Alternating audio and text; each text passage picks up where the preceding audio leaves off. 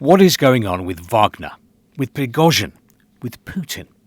An interesting article in today's Nezavisima Gazeta. The paper says, from the look of things, Vladimir Putin has rehabilitated the Wagner members and the company's director, so Prigozhin.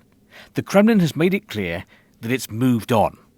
A political consultant tells the paper what was being called an armed mutiny is now presented as a humble petition in the form of a mutiny, when subjects decided to appeal to the president via a peculiar kind of meeting.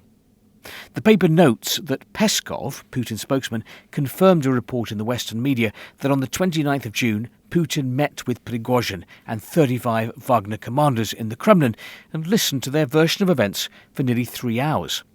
Since it was after that meeting, news began circulating that belongings and money seized in a search had been returned to the Wagner chief. The conclusion was that the president had forgiven these illustrious soldiers of Russia who had reaffirmed their loyalty to him. However, at the same time, compromat on Prigozhin, damaging information, was released on national TV, related less to his present activities and more to his stormy and allegedly criminal past. Which raises a very interesting question. Why did the authorities allow the media here to be so negative in its coverage of Yevgeny Prigozhin after the 29th of June?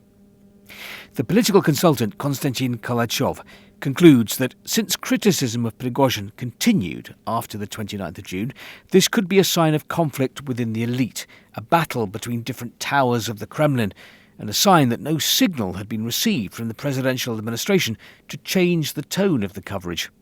It's interesting that the compromat has kept on flowing. In Sunday's edition of Russian state TV's flagship weekly news review, there was a very negative report about Yevgeny Prigozhin's business dealings.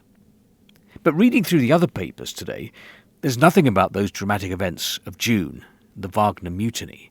The impression you're given is that everything now is as it should be. The president's holding meetings in the Kremlin, including with school kids. The defence minister's doing defence minister kind of stuff. And Yevgeny Prigozhin, well, who knows where he is right now?